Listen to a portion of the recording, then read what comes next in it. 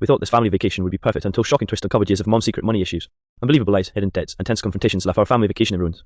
You won't believe what we found out about Nancy, our mother, and the truth behind her carefully hidden financial secrets. I'd been counting down the days to our family vacation for months. After the chaos of work and school, I just wanted a peaceful week at Lake Tahoe with my mom Nancy, my older brother Kevin 28, and my little sister Lily 17. Nancy had promised us a luxury cabin, all expenses paid getaway, and honestly, I trusted her. I didn't know just how wrong I was. The first day was picture perfect.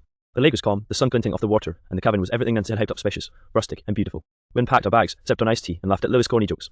It felt like normal, happy family time. But things started to shift the next morning. Kevin and I went to rent paddle boats at the dock, and that's when the first warning sign appeared. The clerk frowned at Nancy as she tried to swipe her card. "I'm sorry, ma'am, but this card has been declined." Nancy laughed it off nervously. "Oh, that's weird. Maybe a glitch. Let me try another one." She whipped out a second card, also declined. Kevin and I exchanged uneasy glances. She always managed money carefully, or at least she made it look like she did. Later, during breakfast on the cabin's deck, Kevin confronted her. "Mum, what's going on with the cards?" he asked, trying to keep his voice calm. Nancy hesitated, looking out at the lake as if the water might swallow her whole. Then she mumbled, I guess I miscalculated a few things. It's nothing, really.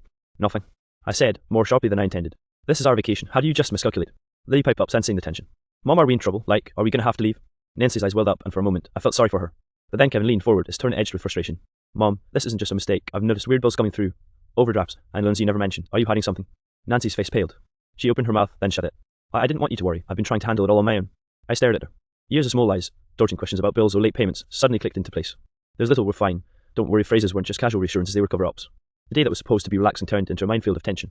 The air in the cabin felt heavy, and laughter seemed impossible. Every glance at Nancy carried suspicion, and every conversation had an underlying question. How much more had she been hiding? By dinner, Kevin was practically pacing, Lily was quiet and sullen, and I was fuming on the inside, trying to mask it. Nancy kept apologizing, but the apologies felt hollow. For the first time, I realized this vacation wasn't going to be about fun, it was going to be about uncovering the truth. The next morning, the tension was palpable. The sunlight streaming through the cabin windows did nothing to lighten the mood. Kevin and I sat at the kitchen table, nursing mugs of black coffee, while Lily scrolled on her phone, pretending not to notice the awkward silence. I decided to confront Nancy directly. "Mom, we need to talk about the finances, not just the cards yesterday. Everything," I said, trying to keep my voice steady. Nancy's hand shook as she placed her teacup down. "I didn't want to ruin the vacation. I thought I could handle it all without worrying you guys," she whispered. Kevin slammed his hand on the table. "Handle it, Mom. You've been lying to us for years. I found letters, bills, even collection notices I didn't even know existed. How long has this been going on?" Nancy's lips trembled, and for a moment she seemed ready to cry. "I thought I could fix it before you ever had to know. I didn't want you to see me like this," she admitted. Lily finally spoke, her voice small but sharp. "Mom, it's not about you looking bad. It's about trust. We can't just ignore years of lies." I felt my chest tighten. It wasn't just the money. It was all the little deceptions, the half-truths, the carefully worded reassurances that never added up. I thought about my college tuition payments, about birthday presents that were mysteriously delayed, about vacations we never took because we couldn't afford it. Now it all made sense. Nancy pulled out a thick folder from the kitchen drawer, her hand shaking. "I kept records I didn't want you to see, but maybe it's time," she said. Kevin and I leaned in as she opened it.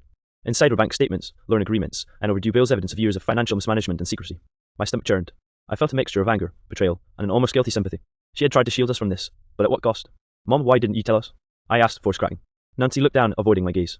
I thought I was protecting you. I didn't want to admit I'd messed up so badly. I didn't want to be a failure in your eyes." Kevin shook his head, running a hand through his hair. "Mom, you're not a failure for having money problems. You're a failure for lying about it. We could have helped." Lily finally put her phone down. "Yeah, we're family. We deal with stuff together. But you kept us in the dark, and it hurts." The cabin was silent after that. The tension didn't disappear, but at least the confrontation had opened the floodgates. We spent the rest of the morning sorting through the folder, trying to understand the scope of the problem. Every statement, every overdue notice, felt like uncovering another layer of betrayal. By noon, we realized the vacation we had planned to escape reality was now forced intervention.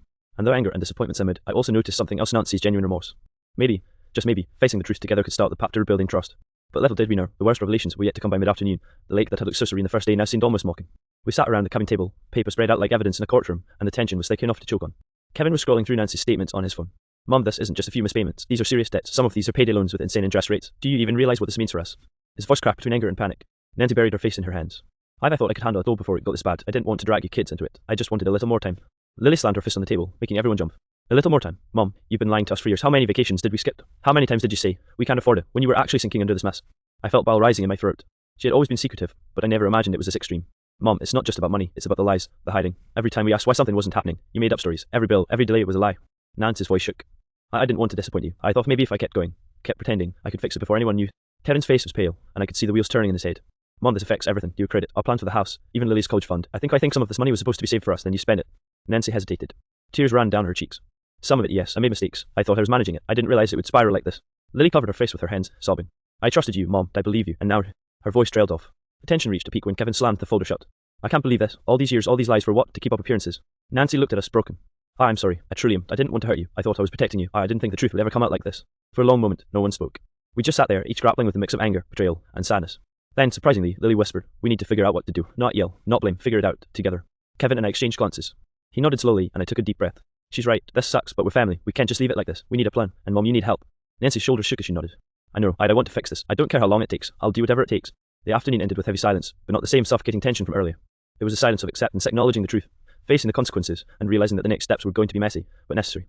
As the sun dipped behind the lake, the cabin no longer felt like a vacation paradise. It felt like a battlefield, and we were just beginning to navigate the fallout. The next morning, the tension from the previous day hadn't eased.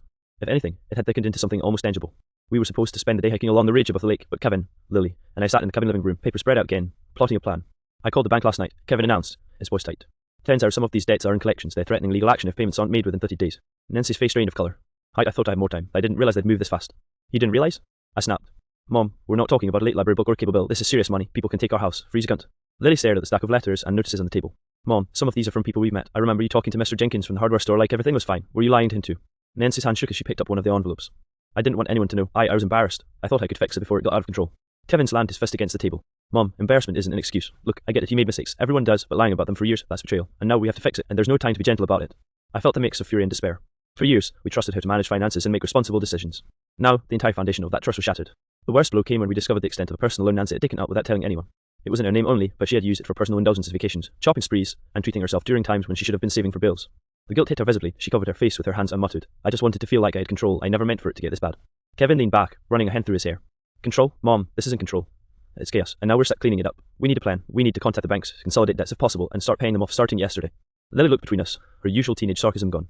I don't know how to feel. I'm mad, but also sad. I wish you trusted us. We could have helped. Nancy nodded, her shoulders slumping. I know, I see that now. I'm so sorry. I thought I was protecting you, but I see now it just hurt you more. We spent the rest of the morning mapping out a plan. Kevin took charge of contacting the creditors. I handled calculating payments we could realistically make, and Lily started cataloguing which debts were urgent. Nancy followed our lead, a mixture of shame and relief on her face, finally letting us into her world of hidden financial turmoil. By evening, the hike we had originally planned was long forgotten. We sat on the cabin porch, the sunset reflected in the lake, and for the first time, the conversation shifted from blame to strategy. It wasn't forgiveness, not yet, but it was a start. The vacation that had promised relaxation had turned into a crash course in crisis management. And deep down, I knew the coming days would bring even more shocking revelations, ones that could change our family forever. The following morning, we decided to venture into town not for leisure, but because Kevin insisted we start addressing some of the debts in person. Walking through the small shops and streets of Lake Tahoe, the peaceful vacation vibe was replaced with a sense of impending confrontation. First stop was the local hardware store, where one of Nancy's unpaid accounts had gone unnoticed for months. Mr. Jenkins, the owner, greeted us with a polite smile that didn't reach his eyes. Kevin stepped forward, Nancy trailing behind, visibly nervous. Mr. Jenkins, we need to talk about my mom's account, Kevin said, keeping his voice calm but firm. Nancy froze. I can explain. You can explain later, Kevin interrupted gently but firmly. Right now we need to understand what's owed and how to make it right. Mr. Jenkins sighed, producing a small ledger. It's been a long time, Nancy. I tried calling and sending letters. I didn't want to press, but this is serious. It's $3,200, plus late fees. If you can't pay, I might have to take legal action. Nancy's face turned pale. She whispered, I didn't realize it was that much. Kevin glanced at me. We'll work something out. We just need transparency. As we left the store, Nancy's hand shook. I can't believe I let it get this bad, she admitted, voice barely audible. It's bad, Mom, but hiding it only made it worse, I replied. Next, we visited a small bank branch to talk about the personal loan she had been juggling. The teller, Mrs. Alvarez, recognized Nancy immediately. Oh, Nancy, I've been trying to reach you about these accounts, she said. Nancy's shoulders slumped. I know, I'm so sorry, I'll do whatever I can to fix it. Kevin explained that we were planning a repayment strategy and requested that the bank consider restructuring her loan. Mrs. Alvarez nodded, impressed by our proactive approach. It's unusual to see a family take charge like this, but it's a good step. We'll work with you, but it's going to take discipline. Lily stayed quiet for most of these conversations, observing Nancy's reactions closely. When we stepped outside, she finally spoke. Mom, seeing everyone you know disappointed, I think it's hitting you now. This is real, not just numbers on a page. People you've known for years they've been affected too. Nancy buried her face in her hands. I just wanted to be in control. I didn't want anyone to judge me. Control? I said softly. Mom, this isn't control, it's secrecy, then it hurt all of us, but it's not too late. You can start fixing it. That's what matters now.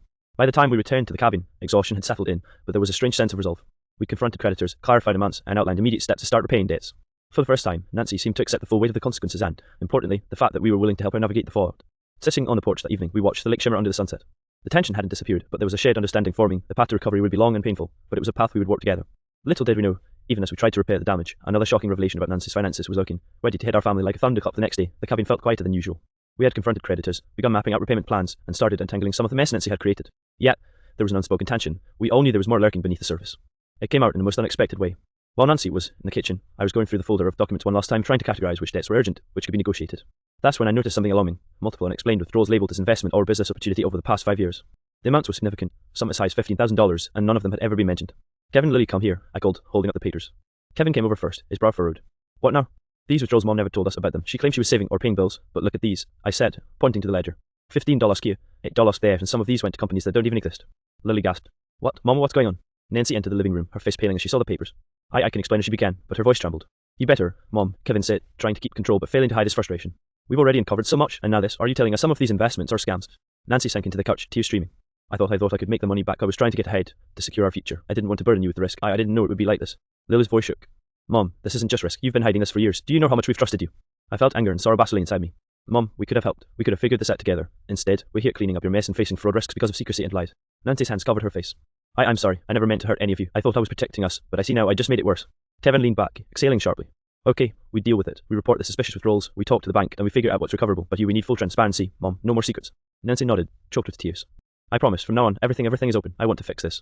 For the rest of the afternoon, we worked together, making lists, documenting suspicious transactions, and drafting letters to the banks and financial institutions involved. The lake outside was calm, but inside the cabin, it felt like a storm had passed, leaving wreckage in its wake. By evening, exhausted but slightly more hopeful, we sat on the porch. Nancy admitted, I know it'll take years to make this right, but I want you to see me trying, not hiding. Kevin nodded solemnly. We'll help, but trust has to be rebuilt, and it won't happen overnight. Lily reached over and held Nancy's hand. We're your family, Mom. We'll survive this together.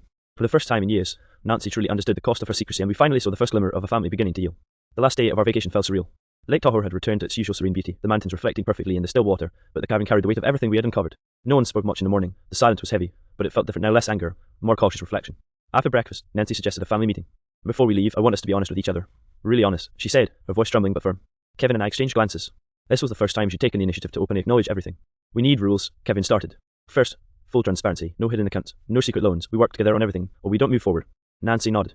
Agreed. No secrets. I understand how much I hurt you, and I'm willing to do whatever it takes to rebuild trust. Lily spoke next, softer than usual. And we need patience. We're angry, sure, but we also need to see you trying. That matters more than anything else. I swallowed hard. We're going to face challenges, Mom. Some of this debt can't be fixed overnight. There may be mistakes along the way, but if we stay united, we can survive this together. Nancy smiled weakly, tears in her eyes. I've never asked for forgiveness. Maybe I didn't deserve it, but I want to try to earn it. We spent the rest of the morning creating a detailed plan.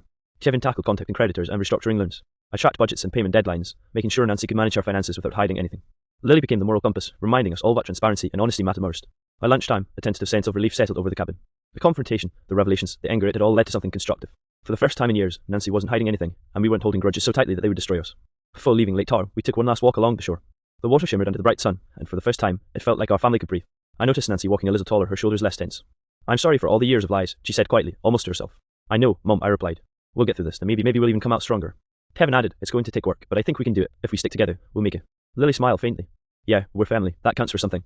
As we loaded the car and drove away, I realized something important. Vacations aren't always about escaping reality. Sometimes, they force it into the open, and the result can be painful, but ultimately, necessary. Nancy had faced the consequences of her choices, and we had faced a truce. It wouldn't be easy, and trust wouldn't return overnight, but for the first time in a long time, our family had a plan, a path forward, together. And that was enough, at least, for now.